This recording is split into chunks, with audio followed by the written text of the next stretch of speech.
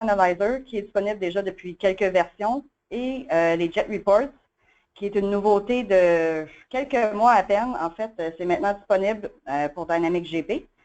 Et on va profiter du momentum pour présenter peut-être quelques nouvelles fonctionnalités de GP216 R2, qui est sorti il y a 2 semaines. Donc, on n'a pas fait la présentation sur R2. Par contre, on va pouvoir vous parler de quelques nouvelles fonctionnalités. Vous allez remarquer tout au long de la présentation, votre micro sera fermé.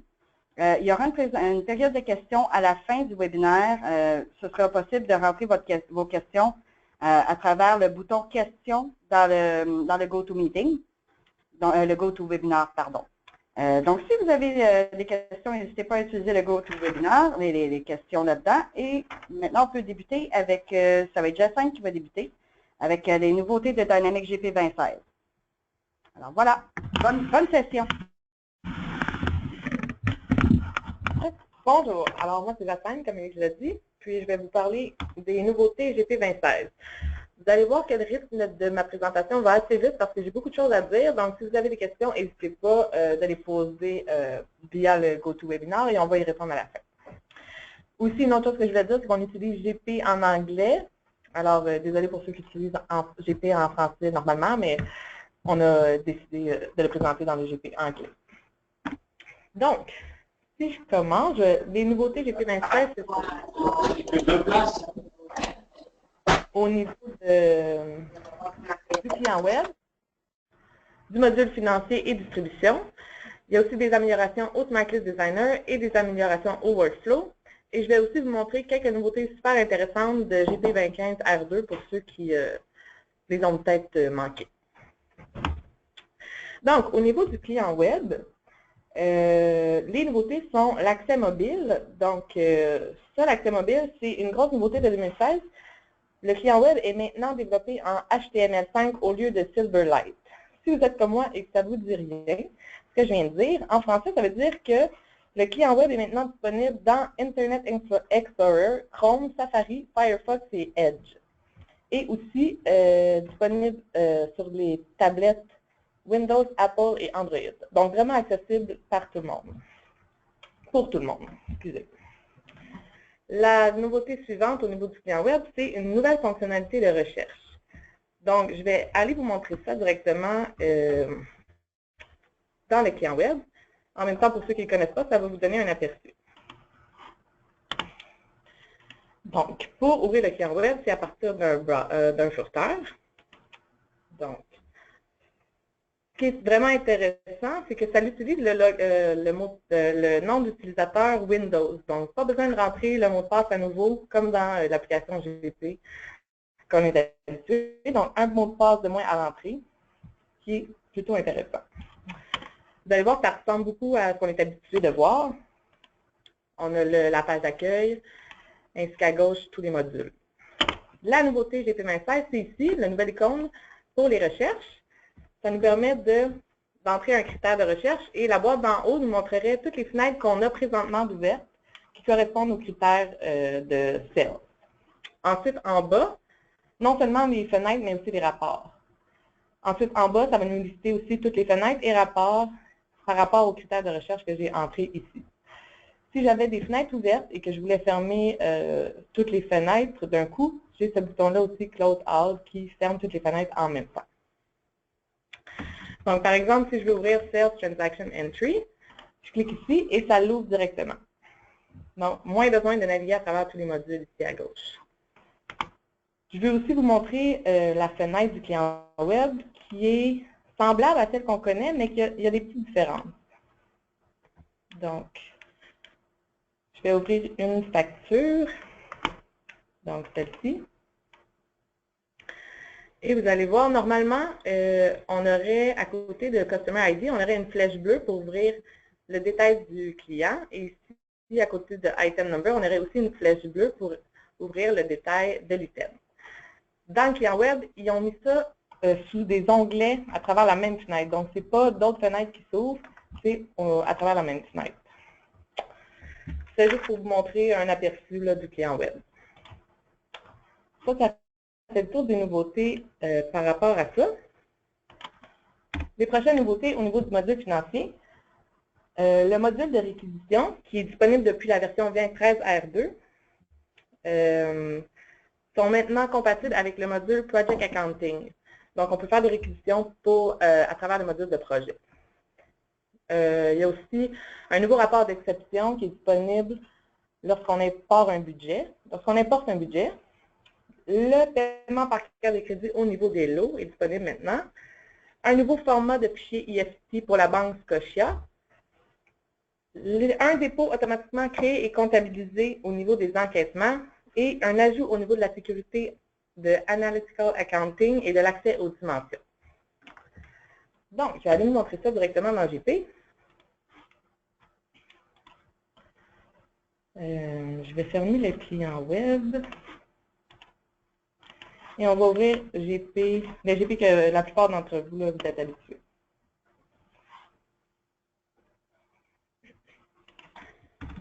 Bon. Je vais vous montrer la première nouveauté, c'est... Ah, juste avant, je voulais vous dire, pour la présentation, moi j'ai mis toutes les fenêtres que je vais vous montrer, je les ai mis au niveau de la page d'accueil. Comme ça, si certains ne sont pas habitués de travailler avec la page d'accueil, vous allez voir une autre façon d'utiliser GP et la page d'accueil. Si à tous les jours, dans votre travail quotidien, vous utilisez toujours les mêmes fenêtres, vous pouvez vous mettre des liens rapides ici sur les fenêtres que vous utilisez. Comme ça évite d'avoir à naviguer à travers GP. Aussi, il y a des rapports. Si vous utilisez tout le temps les mêmes rapports, vous pouvez les mettre ici, vous mettre des rappels. Donc, c'est assez intéressant à ce niveau-là. Et bon, ça va vous montrer comment l'utiliser, qu'est-ce qu'on peut faire avec la page d'accueil. Donc, la première nouveauté, c'est au niveau des budgets. Si j'importe un budget dans GP, je me crée un nouveau budget pour l'année 2017.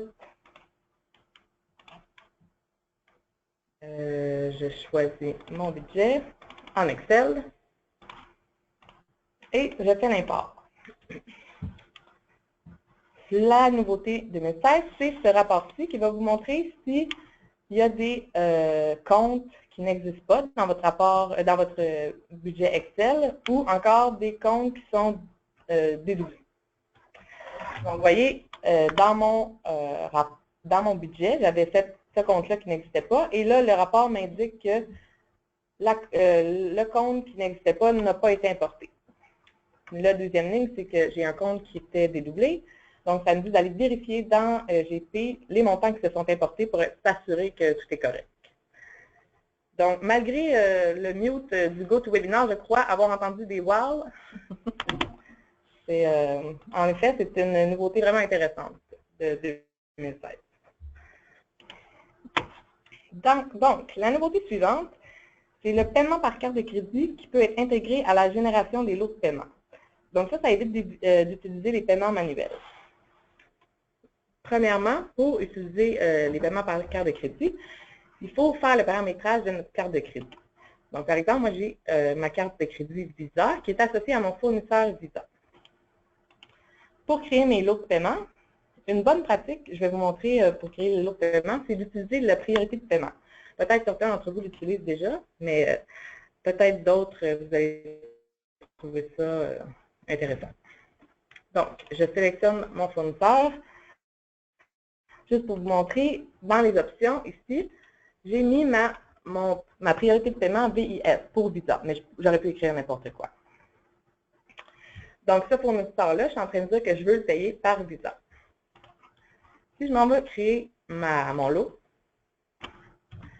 donc, badge de crédit. Ici, la nouveauté, c'est cette option-là ici qui me permet de sélectionner Credit Card, carte de crédit. Je dois aller chercher ma carte de crédit en question. Et par la suite, c'est de bâtir la badge comme on est habitué. C'est ici que je vais aller chercher ma priorité de paiement et je vais aller écrire VIS et j'importe ici, je bâtis ma badge. Donc là, c'est en train d'aller chercher tous les fournisseurs pour lesquels j'ai la priorité de paiement VIS. Donc, on continue le processus. C'est comme ça. Juste pour vous montrer, j'imprime le remittance.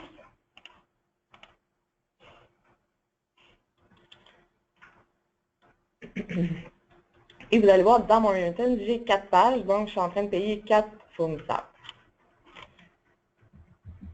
Voilà. Je continue. Process. Et là, je vais aller vous montrer ce que ça donne au niveau de mon fournisseur Visa. Donc, quand je vais aller ici, je vais sélectionner mon fournisseur Visa. En bas, j'ai mes 4 fournisseurs que je suis allée payer. Ce qui était vraiment intéressant, dans la prochaine version, GP26R2, une nouveauté super intéressante à ce niveau-là, c'est qu'au niveau de la description de la transaction, donc dans le champ où on voit le nom du fournisseur, ils ont aussi ajouté le numéro du paiement, le numéro de la facture. Donc, ça facilite beaucoup le rapprochement là, pour le compte de la carte de crédit. Donc, voilà. Encore un wow? Merci. Donc, prochaine nouveauté, c'est un nouveau format de fichier IFT qui est pour la banque Scotia. Donc, ils ont rajouté un type de format ici pour la banque Scotia. Finalement, au niveau des nouveautés du module financier, c'est le dépôt automatiquement créé et comptabilisé au niveau des encaissements. Donc, pour avoir accès à cette nouvelle fonctionnalité-là, il faut aller dans le paramétrage de la compagnie, dans les options ici, et la dernière option en bas ici, déposer automatiquement les encaissements. Donc, il faut cocher ça, sinon on n'a pas accès à la nouveauté, puis certains clients ne la veulent pas, d'autres la veulent. Donc, je vais vous montrer un exemple. Si je fais un encaissement pour 2 clients, par exemple, non, je vais faire 2016, 12. OK. J'ai ma batch de 15 $, c'est des tout petits encaissements. Un autre de 30, donc total 45. Si je comptabilise mon lot, vous voyez, mon rapport de dépôt m'indique qu'un dépôt a été fait pour mes 2 clients. Donc, ça le fait automatiquement. Donc, ça remplace la tâche d'aller faire le bordereau de paiement manuellement. Une tâche de moins, ce qui est plaisant. Si je vous montre ce que ça donne, ce que ça donne au niveau de la conciliation bancaire, on va aller chercher notre chéquier. Et puis, je devrais avoir une ligne. C'est pas mon premier test, comme on peut le voir. C'est ici. Donc, 45 $. Et c'est ça. Donc, une ligne pour mon lot total. Si j'avais comptabilisé à la transaction, un dépôt par transaction aurait été créé. Finalement, la dernière, c'est au niveau Analytical Accounting. Pour ceux qui utilisent le module, il y a une nouvelle option qui a été ajoutée ici. Lorsque cette option-là est décochée, ça veut dire que tout le monde a accès au code de dimension par défaut. Donc, lorsque je crée un code de dimension, je n'ai plus besoin d'aller assigner les utilisateurs à ce nouveau code-là. Par défaut, tout le monde a accès. Si je coche l'option, je dois faire comme je suis habituée, aller assigner tout le monde un par un pour mon nouveau code. Et voilà. On continue. Module distribution. On a des nouveautés au niveau des vues tout en un, les All-in-One View. On a aussi une nouveauté au niveau du prépaiement sur le montant total des PO. La gestion des attachements qui suivent jusqu'à la transaction. Et on a aussi la possibilité de scanner plusieurs pages. Je retourne dans GP pour vous montrer ça. Donc, le concept des vues tout en un existe depuis GP25R2, mais existait seulement au niveau des achats. Maintenant, on a ce concept-là au niveau des ventes et au niveau de l'inventaire. Donc, les vues tout en un sont accessibles à travers différentes fenêtres, dont celle-ci, si on a la carte du client. Si, par exemple, je prends un client, celui-là, vous voyez, j'ai un bouton ici, All-in-One View. Lorsque je clique dessus, ça m'ouvre cette fenêtre-là. Des fois, lorsqu'on l'ouvre, il y a des filtres qui sont appliqués. Donc, il faut s'assurer de tous les enlever pour s'assurer d'avoir toutes les transactions associées à ce client-là. Et puis, si je sélectionne, par exemple, cette soumission-là, en cliquant ici, ça me montre là les commandes, les factures et les encaissements associés à ce document-là. Donc, ça facilite beaucoup la recherche d'informations dans GP. Ici, en cliquant ici, vous avez accès à certains critères. Donc, vous pouvez faire des recherches comme ça.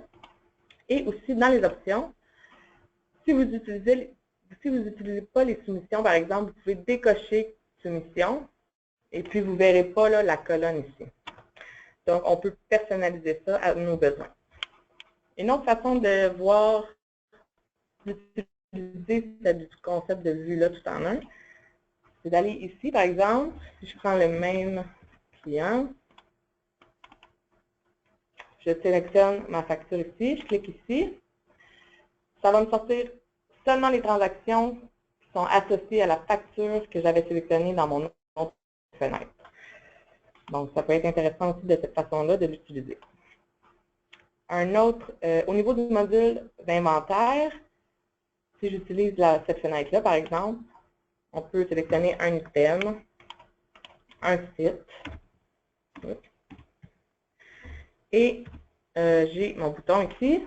Donc, ça va me donner toutes les transactions par rapport à cet item-là et ce site-là. Donc, par exemple, cette réception-là, vous voyez, j'ai réceptionné 10 items, et ces 10 items-là sont sortis sur ces 2 commandes-là.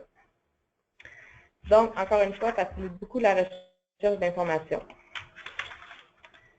Et comme je vous disais, ce concept-là de vue tout en un existait déjà avant au niveau des achats.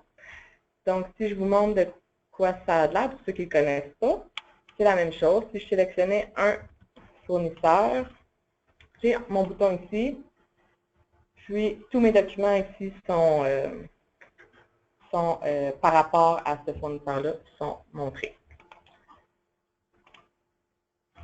Et une autre chose que je voulais mentionner, tant qu'à être dans les achats, ce n'est pas une nouveauté de 2016, mais c'est une nouveauté de 2015 R2, c'est que le rapport historique des réceptions non facturées est maintenant disponible pour tout le monde. Donc, c'est un rapport SSRS. Je vais vous montrer où ça se trouve. Ici. Et puis, il y a un rapport Historical Received Not Invoiced. Donc, ça, c'est lorsqu'on veut faire la réconciliation des courus des achats qui ont eu des réceptions, mais que vous n'avez pas encore reçu la facture, c'est ce rapport-là qui va vous le donner lorsqu'on veut lorsqu'on veut concilier au GL. Donc, ça, c'est une belle nouveauté de 2015 R2. Une autre nouveauté, c'est le prépaiement. Donc, si j'ouvre un PO, celui-là par exemple, depuis la version 2013, on a ce champ-là qui est disponible pour rentrer un montant de prépaiement. Depuis 2013, on peut rentrer le montant jusqu'au montant du sous-total. Depuis la nouvelle version 2016, on peut rentrer le montant total du prépaiement jusqu'au total de la transaction. Donc, voilà. Et une autre nouveauté, c'est la gestion des attachements qui suivent jusqu'à la transaction. Donc, si je vous montre comment faire le paramétrage initial, c'est ici, dans cette fenêtre-là. Et puis, on a cette option-là de gestion des attachements au niveau des modules vente, inventaire et achat. Donc, on peut dire, au niveau de la carte des clients, on va aller attacher des documents et on peut décider si on veut que ça suive jusqu'à la transaction ou on ne veut pas que ça suive jusqu'à la transaction. Donc, dans le cas des clients, on ne veut pas que ça suive, mais au niveau des items et des fournisseurs, on veut que ça suive jusqu'à la transaction. Et si on veut avoir la possibilité d'envoyer les documents par email, il faut aller sélectionner ici Send Attachments in Email. Ça, c'est le setup, le paramétrage initial. Ensuite, je dois aller dans ma fiche de fournisseur, choisir mon fournisseur, et ici, dans Attach, c'est ici que je vais venir attacher les documents associés à ce fournisseur-là. Vous voyez, dans ce cas-là, j'ai 3 documents. En cliquant sur la flèche bleue ici par ligne, je peux aller décider pour ce fournisseur-là de changer le paramétrage que j'ai initialement décidé. Donc ici, moi, je veux que ce document-là suive jusqu'à la transaction, mais je ne veux pas qu'il soit envoyé par email. celui-là, le deuxième, je veux seulement qu'il soit envoyé par email. Cette colonne-là nous le montre. Et le deuxième suit jusqu'à la transaction et on l'envoie par email. Donc, si je crée une transaction, je devrais avoir mes deux documents ici. Je vais vous montrer ça. On va faire une commande d'achat. Ah non. Bon. Je vais mettre un item.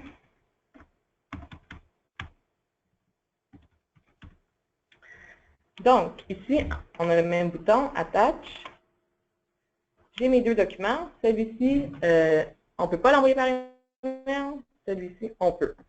La nouveauté de 2016 au niveau des attachements, c'est qu'au niveau de la transaction, donc au niveau de ma commande d'achat, je peux décider que finalement, celui-là, pour cette transaction-là, je veux aller l'envoyer par email. Donc, je vais cliquer ici, Envoyer par email, qui va me donner la possibilité de l'envoyer par email. Donc, je dois encore aller dans Action, Select, et puis là, je choisis mes deux documents. Auparavant, j'aurais eu seulement ce document-là, mais là, en allant sélectionner pour cette transaction-là, d'envoyer celui-ci par email, j'ai mes deux documents. Donc, j'ai une adresse email, tout est beau. Je m'envoie ça. Je vais vous montrer ce que ça donne directement dans Outlook.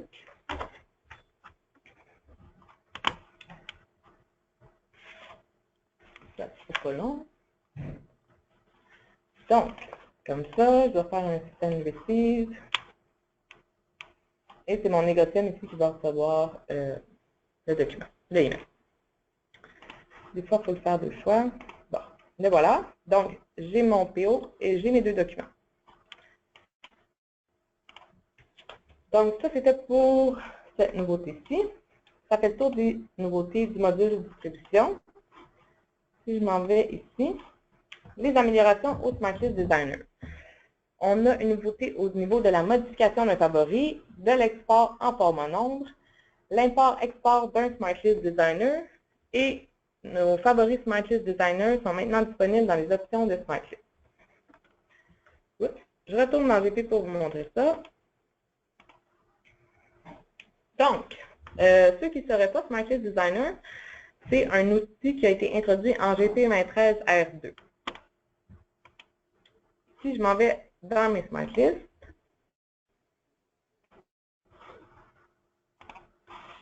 par exemple, je prends la SmartList de base des clients. Tout le monde a accès à cette SmartList de base-là. La SmartList de base contient 8 colonnes. Moi, je me suis créé un favori pour moi de 3 colonnes.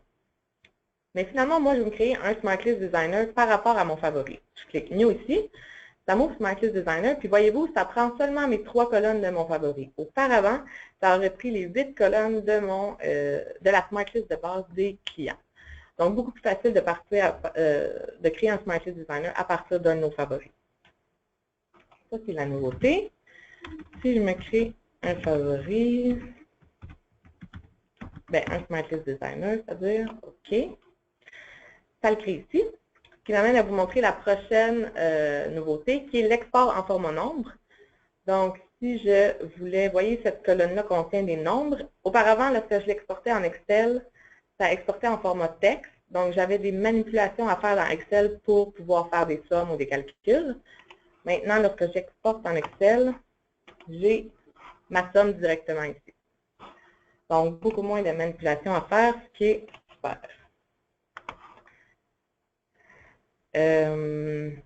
Voilà, donc ça, c'est ça. Et puis, OK, ici, oups, j'aurais pas dû fermer ça, ça sera pas long. Donc, une autre nouveauté, c'est l'import-export de SmartList Designer. Si, par exemple, vous vouliez exporter d'un serveur test à un serveur de production ou le contraire, vous avez maintenant la possibilité de le faire facilement. Donc, vous voyez, moi, ça, c'est mon SmartList Designer que je viens de créer. Et ici, j'ai un bouton Export-Import. Donc, je pourrais exporter. Donc, sélectionner mon SmartList Designer, l'exporter dans un fichier, dans un répertoire commun aux deux serveurs, et puis ensuite aller l'importer dans mon autre serveur. Finalement, la dernière nouveauté au niveau des SmartList Designer, c'est dans mes options de SmartList. Auparavant, j'avais seulement les SmartList de base ici, que je pouvais sélectionner. Maintenant, j'ai accès à mes SmartList Designer. Donc voilà, elle est ici. Alors, je peux aller modifier les options de cette fenêtre-là pour mon SmartList Designer. Voilà. Ensuite, les améliorations au workflow. Les workflows, pour ceux qui ne connaissent pas, c'est un outil qui a été introduit en GP2013 R2. Donc, les nouveautés 2016 par rapport à ça, c'est l'ajout d'attacher un edit list au courriel d'approbation. Je vais vous montrer ce que c'est tantôt. Une nouvelle règle d'acheminement disponible et je vais vous montrer aussi une fonctionnalité cachée d'ajout de champ au niveau des conditions. Donc, je vais dans GP. Et tout se passe dans cette fenêtre-là. Alors, j'ai un lot, j'ai un workflow d'approbation de lot de payables. J'ai une étape d'approbation. Et puis, voyez-vous, en bas, deux options ont été ajoutées. La première, c'est d'avoir la possibilité d'envoyer des documents par rapport à ce lot-là. Donc, si j'ai une facture que je veux joindre à mon lot, j'ai maintenant la possibilité. Et la deuxième, Include Word Template, ça, c'est dans le fond, c'est mon Edit List. Donc, on sélectionne ça et on peut envoyer l'Edit List au niveau du lot. Juste vous dire, cette Edit List-là est disponible au niveau des lots de GL, des lots de payables et de recevables. Donc, je vais activer mon workflow et je vais vous montrer ce que ça donne. Je vais aller créer une transaction de payable pour mon fournisseur. Oups.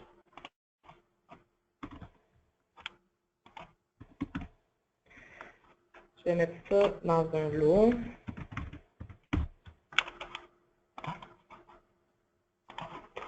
Je vais attacher un document, donc une facture, directement à ma transaction. Je vais regarder ça et je vais soumettre mon lot. Donc, Submit. Écrire un commentaire, s'il vous plaît, approuver. Dans mon étape d'approbation, j'avais mis un approbateur qui va recevoir un courriel. Donc, si je vais dans Outlook, mon approbateur, dans ce cas-ci, c'est GP Approver, qui est ici. Et il vient de recevoir un courriel. Voyez-vous, j'ai mon Batch Edit List, qui est la nouveauté GP2016, qui me détaille les transactions qui sont incluses dans cette batch-là. Donc, pas besoin d'aller dans GP pour approuver la batch. Toute l'information nécessaire est dans ce document-là. Donc, c'est pas possible d'approuver le lot directement dans un meeting ou à partir de notre cellulaire. Donc, pas besoin d'attendre d'être devant GP pour avoir toute l'information. On a aussi les documents qu'on avait choisi d'attacher. Vous voyez ma facture. Si je cliquais ici, ça m'ouvrirait la transaction dans GP. Et vous voyez, je peux directement approuver la transaction à partir du email. Donc,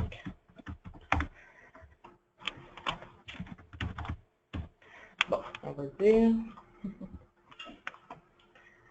Et voilà. Ce qui est intéressant aussi, c'est que celui qui avait soumis le lot va recevoir un courriel lui disant que le lot a été approuvé. Donc, dans ce cas-ci, c'est Negocium avait soumis et ça me dit que c'est approuvé. Si je vous montre la preuve, c'est celui-là. Vous voyez ici, completed. Donc, on sait que tout le workflow a été complété.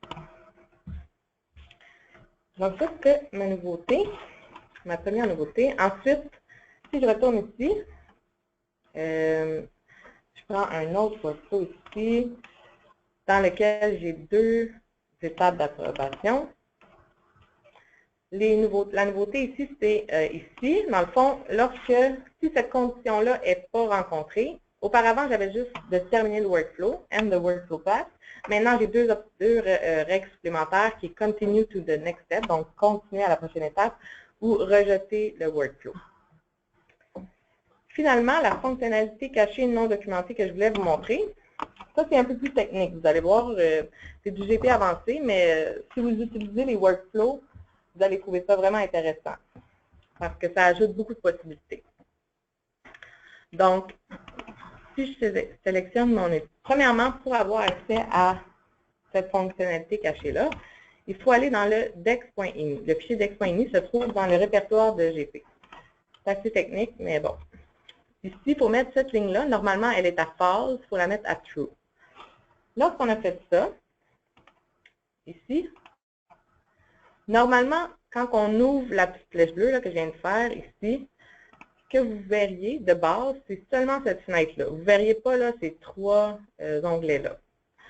En rajoutant la condition que je viens de vous montrer, ça rajoute ça ici.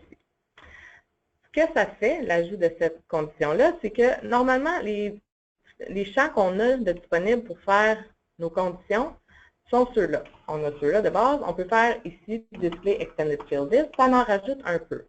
Mais il en manque beaucoup. Si vous utilisez les workflows, là, c'est sûr que vous trouvez qu'il en manque beaucoup. Donc, moi, par exemple, je veux faire une condition sur ma classe d'item, ben, je n'ai pas accès à la classe d'item. Donc, en ajoutant ma condition, que je vous ai montré dans le fichier dex.ini, ça va me permettre de l'ajouter. Donc, premièrement, il faut aller ici dans Select Fields. Il faut connaître les tables de GP, comme je disais. Donc, c'est un peu plus avancé, mais si vous avez travaillé un peu avec SmartList Designer ou Builder, vous devriez commencer à être bon avec ça. Donc, si je cherche ma fenêtre, ma table Item Master, oui, ici, je vais aller chercher ma classe d'item. Non, ici. Voilà, donc j'ai ajouté le champ que je voulais. Ensuite, il faut aller lier les tables. Donc, on va aller dans Link Tables. Il faut lier notre table de ligne de réquisition à notre table Item Master. Le champ commun entre les deux, c'est Item Number. Donc, je vais sélectionner Item Number des deux côtés. Et je clique sur Add, on a fait le lien. Dans Run Query, je clique sur Execute. Tout est beau, j'ai pas d'erreur. Le champ devrait être là. Donc, si on retourne dans l'onglet de base qu'on est habitué, en cliquant ici, Display Extended Field List, on va voir notre nouveau champ qu'on voulait ajouter. Donc, maintenant, avec ça, c'est possible d'ajouter n'importe quel champ de GP. Donc, super intéressant si on veut pousser un peu plus loin des workflows. Donc, dernière nouveauté de GP 2016, c'est au niveau du scan de plusieurs pages. On a maintenant la possibilité de scanner plusieurs pages à la fois. Donc, par exemple, ce client-là, ici, j'ai mon bouton scan. Nous, il est grisé parce qu'on n'a pas de scan sur notre environnement de démo. Mais si vous utilisez le scan, ça devrait être actif. Puis maintenant, c'est ça. On peut scanner plusieurs pages à la fois, pas besoin d'y aller une par une. Donc, ça va accélérer beaucoup votre travail. Les nouveautés de GP25 R2 que je voulais revenir rapidement, c'est l'indicateur de dépassement de limite de crédit et la consultation des transactions ouvertes et historiques OGL qui est maintenant combinée. Donc, je vous montre ça rapidement. Ici, voyez-vous, dans ma carte client, voyez-vous, j'ai une icône ici qui m'indique que ce client-là dépasse sa limite de crédit. Si je rentrerais une transaction pour ce client-là, lorsque j'entrerai le client, je verrai ce même indicateur-là. Donc, même au niveau de la transaction, on a l'indicateur. Par contre, ça, c'est pas de base, bien entendu. C'est pas activé par défaut. Il faut aller dans les setups des recevables et sélectionner cette option-là pour l'avoir. Ça, c'est depuis 25 R2. Et l'autre que je vais vous montrer, c'est au niveau financier, dans Summary ici. Si je sélectionne un compte, auparavant, si je voulais visualiser mes années ouvertes et historiques, je devais aller dans deux fenêtres différentes. Maintenant, toutes mes années, que ce soit ouvertes ou historiques, sont disponibles via la même fenêtre. Donc, voilà. Ça fait le tour des nouveautés GP 2016. J'espère que vous avez trouvé des choses intéressantes et que ça vous incitera peut-être à migrer vers cette version-là. Donc, j'ai pris une gorgée d'eau.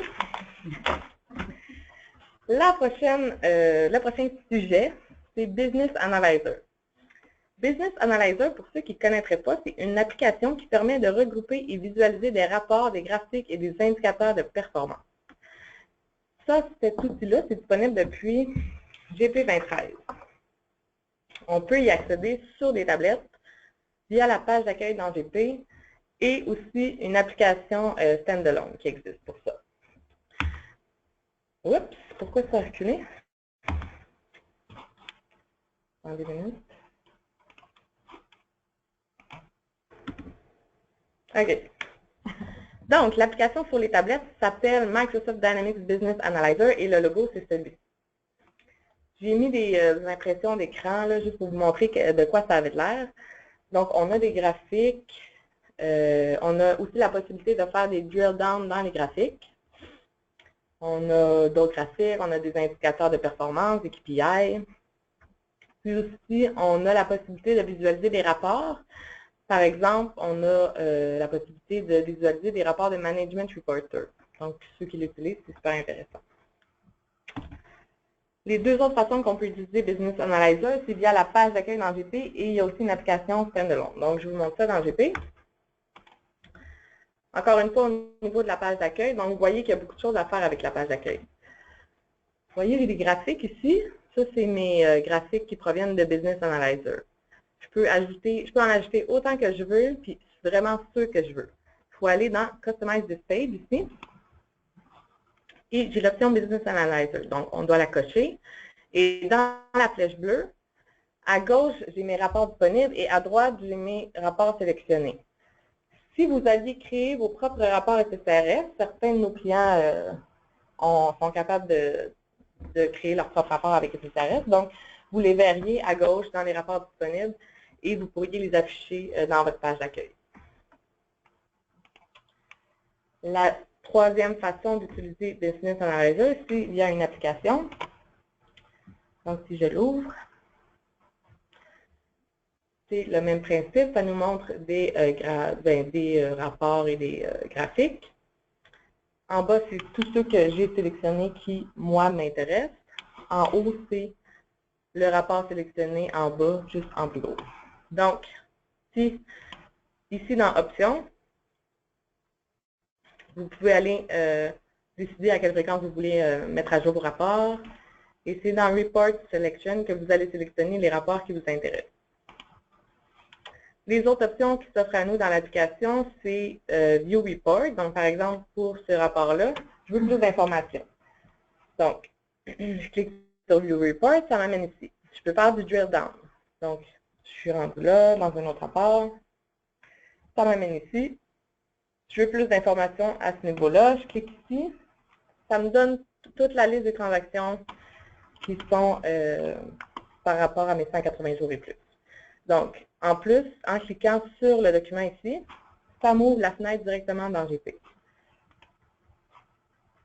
Donc, super intéressant à ce niveau-là. Et les autres options qui s'offrent à nous ici, c'est Edit Report. Donc, ça, c'est pour modifier les rapports, mais comme je vous disais, il faut avoir les connaissances de SSRS. Ici, l'option, c'est Copy Report Image. Donc, on copie l'image et on peut la coller dans un email ou dans un document quelconque. Changer la date si on veut voir d'autres dates. Information à d'autres dates. Et Select Company, si on a plusieurs compagnies dans GP, on peut visualiser toutes les informations. Et voilà. Moi, ça fait le tour de ce que j'avais à vous dire. Je vais maintenant céder la parole à ma collègue Sylvie Nystrom pour Jet Report. Bonjour tout le monde. Je me présente, je suis Sylvie Nystrom. Je suis analyste d'affaires avec Negocium depuis quelques temps. J'ai une expertise en comptabilité et puis j'étais contrôleur financier et analyste dans des entreprises dans le privé auparavant. Et durant les 12 dernières années, j'ai été un utilisateur de GP tout comme vous. Alors, dans mes responsabilités, j'avais à faire des états financiers, des analyses de toutes sortes aussi. Et je favorisais beaucoup Excel pour pouvoir le faire. Donc, je suis certaine que vous êtes pareil comme moi, par la pratique, c'est un outil qui est très utilisé. En réalité, ce que je faisais, je faisais mes rapports financiers avec Management Reporter, puis j'exportais des smart lists en Excel et je faisais mes analyses. Et c'est ce qui m'amène aujourd'hui à vous parler du produit de reporting de Jet Report. Je vais faire un survol de qu'est-ce que c'est exactement. je vais vous expliquer les différents produits de Jet Report, dont précisément Jet Express pour Excel, ce qui nous intéresse un peu plus pour tout le monde. Et je vais vous montrer des exemples de rapports qui existent déjà de base avec le produit et quels sont les avantages de Jet Report. En fait, qu'est-ce que c'est Jet Report?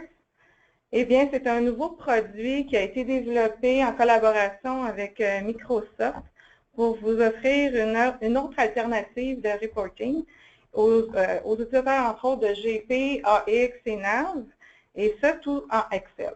Donc, toutes les fonctionnalités qu'on connaît d'Excel, on peut le travailler avec cet outil-là. Ça va vous permettre une grande flexibilité à créer vos propres rapports. Et puis, ce qui est intéressant, c'est directement relié à toutes les tables de GP. Ce que ça veut dire, c'est qu'on n'est pas juste limité aux tables de grands livres, comme dans Management Reporter, mais on accède à tous les champs qui sont disponibles dans les tables de GP. Puis, ça inclut aussi les tables AA pour ceux qui utilisent la comptabilité analytique dans votre entreprise.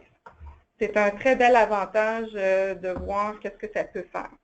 Donc, le tout se fait en temps réel parce que c'est vraiment directement relié aux tables.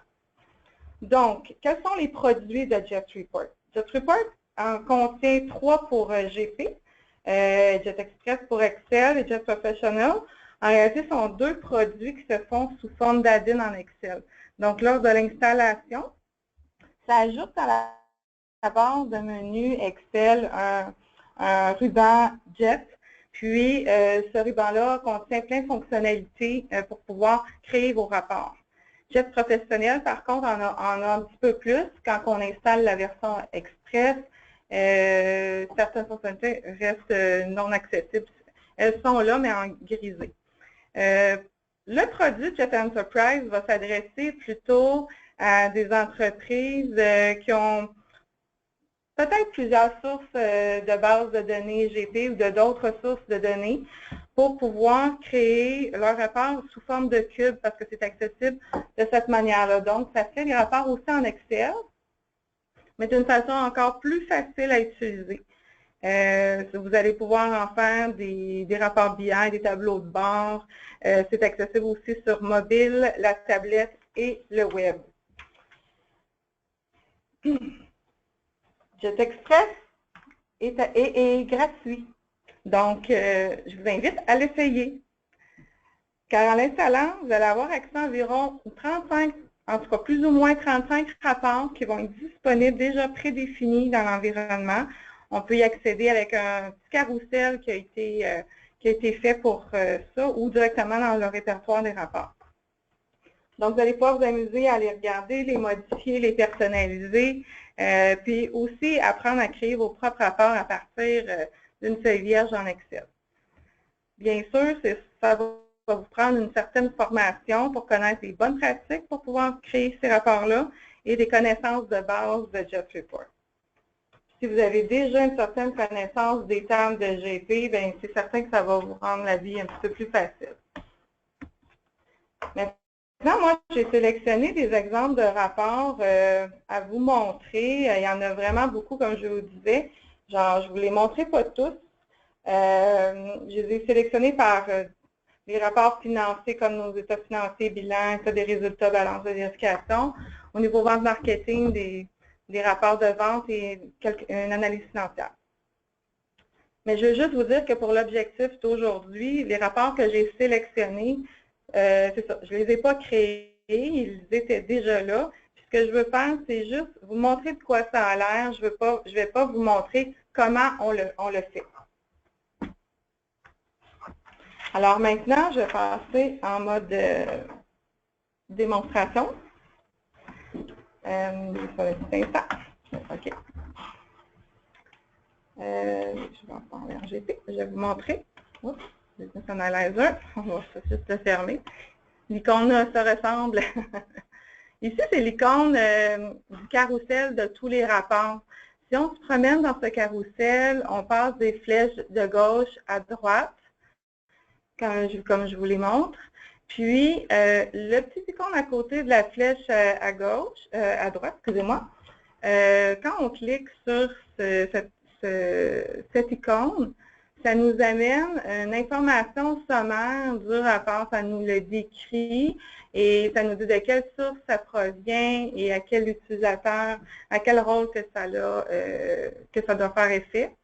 Et puis là, on peut se déplacer d'un rapport à l'autre. Je vous invite, quand vous allez l'installer, si ce n'est pas déjà fait, de vous promener et de regarder un petit peu. C'est sûr que dans l'environnement, en ce moment, dans la présentation, je ne me promène pas parce que c'est un peu plus lent avec le carrousel. Ce qui est intéressant, je vais commencer par le rapport que JetReport ici a créé, en réalité, qui aide les utilisateurs à pouvoir créer leur propre fichier en accédant aux tables. Ils ont fait un beau petit document en Excel qui vous explique un peu les préfixes, le schéma de GP avec tous les modules, les tables qui sont interreliées entre eux. Et ça vous permet après ça d'aller chercher c'est quoi les numéros des tables, description, le nom des tables, qu'est-ce que ça contient en réalité. Puis ces champs-là peuvent aussi vous aider là, dans d'autres circonstances, comme dans le Smartest Designer, par exemple. J'ai sélectionné pour commencer un rapport simple de revenus. Je vais commencer par les états financiers parce que souvent, peut-être vous utilisez déjà Management Reporter. Ça peut être un complément, mais si vous faites déjà des états financiers avec Excel, mais vous n'avez pas besoin de faire des exportations. Ça peut être directement relié. Et quand on installe comme je vous disais tout à l'heure, en Excel, ça ajoute ici le ruban Jet. Puis, ce que ça fait, ça ajoute deux fonctionnalités, en fait, deux fonctions, je ne veux pas fonctionnalité, deux fonctions de formule, comme on est habitué de les voir avec le égal. Il y a la fonction GL qui, ici, c'est basé avec cette fonction-là. Et il y a des rapports plus qui vont être reliés à toutes les tables. Ça va être la fonction NL. Je ne vais pas rentrer dans le détail de comment on le fait, mais je vais juste vous montrer rapidement qu'est-ce que ça peut faire. Ici, on a un rapport qui est en mode qu'on peut voir les résultats. Pour pouvoir le bâtir, il faut toujours se mettre en mode design. Et une des connaissances de base que vous allez apprendre à connaître, vous allez remarquer que chacun des rapports ne commencera jamais dans la cellule A1 d'une feuille Excel.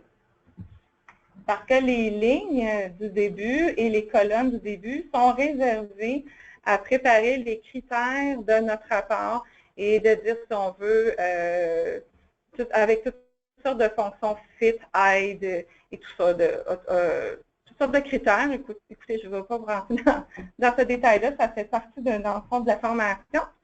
Puis, il faut toujours penser qu'il ne faut pas inscrire des données supplémentaires à la droite de votre rapport ou en dessous de votre rapport. En fait, la structure de votre rapport se fait dans le mode design et vous faites le formatage, vous pouvez faire des groupes, des sous-totaux, des formats en couleur et tout ça. Et c'est ça. Fait que là, je voulais juste vous montrer ici de quoi ça a l'air. On a la fonction GL. Pour pouvoir accéder à la fonction GL, vous voyez ici, quand on est en mode design, ces deux petits icônes-là des fonctions avec la version Express sont dégrisées pour nous permettre de faire le design de notre rapport. Ici, c'est plus simple de les faire avec la fonction GL. On va avoir une petite boîte qui va s'afficher ici et on va pouvoir venir mettre nos critères de cellules, de lignes, de colonnes et par feuille de Excel également. Ce qui peut permettre aussi de faire des rapports par onglet, par exemple, de dire je veux avoir mon segment 3 qui correspond à mon département. Je veux l'avoir sur chacune des feuilles qui va se générer. Mais ça vous donne un peu une petite idée de qu'est-ce que ça a l'air. Je vais revenir en mode rapport. Normalement, cette icône-là, on peut le désactiver. Parce qu'on le fait seulement, on le garde actif seulement quand on fait du design de rapport. Lorsqu'ils sont faits, on n'a plus besoin de le voir. On est capable d'aller dans les applications, dans le ruban et aller venir dire qu'est-ce qu'on veut voir ou qu'est-ce qu'on ne veut pas voir. On voit d'autres fonctions, mais je ne rentre pas dans ce détail-là maintenant, mais on pourrait le désactiver. Là, je vais revenir en mode refresh. Là, ce que ça fait ici, ce rapport-là, ce qui est intéressant, je l'ai choisi parce qu'il y avait plusieurs critères. Fait que vous, si vous vouliez générer un rapport financier spécifique à une année, à une période, changer vos périodes, vous pouvez le faire avec plusieurs critères, qui est très intéressant, et on peut l'exécuter et on voit notre rapport arriver dans quelques instants. Il y a ce rapport-ci, il y a une balance de vérification très simple qui a été faite. On voit une petite flèche ici de drill down. En réalité, ce que ça fait, c'est que dans la version GP actuelle de JetReport, il n'est pas possible encore de faire le drill down, c'est juste pour la version NAV. Je pense pour AX, je ne suis pas certaine. Mais pour GP, ce n'est pas encore disponible. Ça va l'être éventuellement, mais il faut juste savoir que le drill down n'est pas le même que l'on connaît avec Management Reporter, qui va jusqu'à la transaction dans GP. Sauf qu'il y aurait un drill down qui nous sortirait un détail de l'information par une table de données en Excel. Je vais passer, ça c'était, j'avais choisi ces trois rapports-là. Ici, on est déjà en mode design dans un rapport de bilan. Je voulais justement vous remontrer ici la fonction GL. Et c'est un bilan tel qu'on le connaît avec un comparatif d'une année antérieure. Et c'est ça. C'est juste pour vous dire que toutes les possibilités de ce que vous créez, puisque vous avez besoin, les colonnes, vos lignes, c'est vous qui les générez. Ici, vous voyez, c'est fait par catégorie de comptes et on voit la liste de tous les comptes avec leur solde à la fin de période, comme normalement on a besoin. Maintenant, je vais vous montrer un rapport de vente que j'ai sélectionné, que je trouvais intéressant ici, qui nous donne des graphiques, un petit tableau croisé avec des résultats de vente year-to-date par représentant. Des fois, c'est des outils de gestion qu'on a besoin de voir. Et comment on le fait normalement? Bien, on est habitué à faire une requête SmartList, on l'exporte, on met ça en Excel, on fait un beau petit tableau, puis à partir de là, on fait des tableaux croisés puis nos graphiques. Maintenant, avec Jet, ici, si je me mets en mode design, je vais vous montrer que le tableau de quoi a l'air, ce n'est pas un tableau, c'est vraiment les critères de la création du tableau. Et là, on voit la fonction égale NL qui provient ici du NL. Puis, à ce moment-là, on est capable de, quand on a créé notre table, ici, on a différents critères de filtres qu'on peut ajouter, comme il y a plusieurs choix qui nous donnent de base le menu de JetReport, qui est assez intéressant, mais bon, on va jusqu'à inclure des duplicates si on ne veut pas, et tout ça. Je vous donne un petit peu de détails, un petit peu plus que voulu, mais le but de comprendre ici, c'est que quand on base la table, l'icône Table Builder, c'est celui-là qui nous vient nous chercher toutes les tables de GP. Et c'est là qu'un peu comme ma collègue expliquait tout à l'heure dans une autre fonctionnalité dans GP, on fait des liens entre les champs dans différentes tables pour toutes sortes, comme vos requêtes que vous faites en ce moment en SmartList. C'est un peu le même principe qu'on fait ici, mais c'est nous-mêmes qui les créons et ça génère un tableau tel qu'on... C'est pour ça que j'ai scindé un peu les rapports à vous montrer, pour montrer les deux fonctions spécifiques. Et ensuite, juste rapidement, le petit rapport ici, quand on fait des tableaux croisés, je ne sais pas, probablement que vous le savez déjà ou peut-être pas, mais quand on fait un tableau croisé, on a l'habitude de faire une petite en-tête avec des critères de filtre. Vous savez qu'avec votre version Excel, dans le menu Analyze, ici, vous avez des options des Insert Slicer, Insert Timeline, et c'est un peu le même principe que ça fait, et c'est ce qu'on voit ici. Alors, quand vous générez vos modèles de rapport, vous avez accès aux différentes années, vous pouvez sélectionner les items que vous désirez, et ça va quand même assez rapidement, vous avez vos résultats qui vous apparaissent à l'écran comme vous le voulez. Alors, c'est un petit peu ce que je voulais vous montrer. Il y en a tellement de rapports que je vous invite vraiment à le revoir. Ici, au niveau des avantages,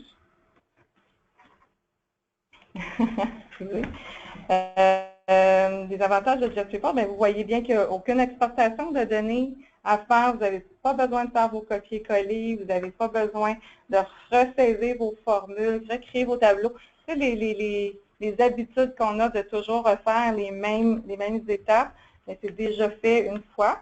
Et puis, vous devenez vraiment plus efficace parce que tout est relié avec les tables. Donc, en conclusion, j'espère que j'ai pu piquer votre curiosité à découvrir les produits de JetReport. Puis je vous invite à consulter leur site Internet qui est vraiment très bien documenté à ce sujet. Vous allez pouvoir visionner des vidéos de démonstration, apprendre la base. Ils font quand même des vidéos là, assez spécifiques pour démontrer comment partir de zéro pour créer votre propre rapport. Vous allez avoir aussi des instructions pour installer la version gratuite. Et puis, si vous avez besoin d'aide, vous pouvez toujours communiquer avec nous à ce sujet. Voici le lien de JetReport si vous voulez le prendre en note. Ensuite, moi, je vais enchaîner avec les nouveautés rapidement. Il reste quelques minutes à la présentation. Les petites nouveautés de GP 2016 R2 qui viennent de sortir en décembre. C'est disponible juste en anglais pour l'instant, puis c'est certain que ça va faire partie d'un autre webinaire qu'on va faire en 2017 à ce sujet-là. Moi, j'ai sélectionné quelques-unes, il y en a plusieurs, mais par exemple, faire une protection sur une smart list lorsqu'on veut en faire une modification, mais maintenant, on va avoir la possibilité de mettre un mot de passe sur notre smart list. Donc, ce n'est plus nécessairement tous les usagers qui vont pouvoir le faire, et ça peut être très pratique. Rendre disponible une smart list designer qui va être assignée à un favori dans vos options de recherche avancées. La connexion sécurisée de Management Reporter maintenant en HTTPS. Maintenant les lots édités par un autre usager. Maintenant, on va voir le nom de l'usager, ce qui va être visible sur votre avertissement que le lot est édité. Vous allez pouvoir annuler une ligne de commande d'achat liée à une réquisition. Il y a également un avertissement qui va se faire pour la limite de crédit d'un client si il y a eu un paiement ou un crédit qui est non comptabilisé dans le client. C'est intéressant. Pour ceux qui utilisent le module des fixed assets, des actifs en réalité, les immobilisations, si vous utilisez déjà le module des achats pour lier vos achats d'actifs, pour la création de vos actifs, mais maintenant, il y a la possibilité d'inclure les taxes dans le total de la création de l'actif. Puis, il y a aussi, quand on crée l'actif, c'est toujours le suffixe 1 qui vient par défaut. Maintenant, on va avoir le choix d'ajouter un suffixe, comme un autre numéro de suffixe comme vous le voulez. Puis comme ma collègue vous le disait, un autre que je trouvais très intéressant, c'est vraiment le numéro de facture payé par carte de crédit qui va se joindre sur le fournisseur de carte de crédit quand on fait le lot. Alors, ceci fait le tour de ce que j'avais à vous présenter. Maintenant, on peut passer à la période de questions. On vous invite à poser vos questions directement sur le GoToMeeting. En fait, il est rendu 2h04. Je sais qu'on a dépassé un petit peu. Par contre, il y avait quand même beaucoup de contenu. Si vous avez des questions, profitez-en. On va laisser l'onglet de questions ouvert encore quelques minutes. Sinon, ben, il y a toujours moyen de nous rejoindre par courriel directement.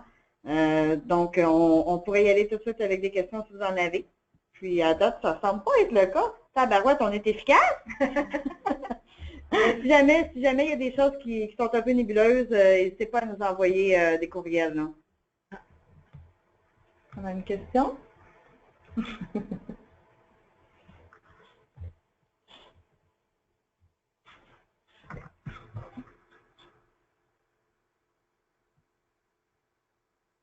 On a une question, en fait, qui demande est-ce qu'un utilisateur de Business Analyzer doit avoir un accès à GP pour voir les rapports?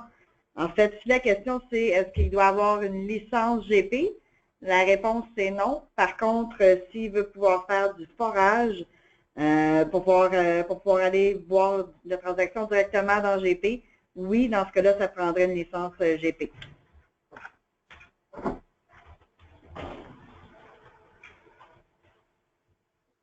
Pas d'autres questions? Je ne pas avoir beaucoup de questions.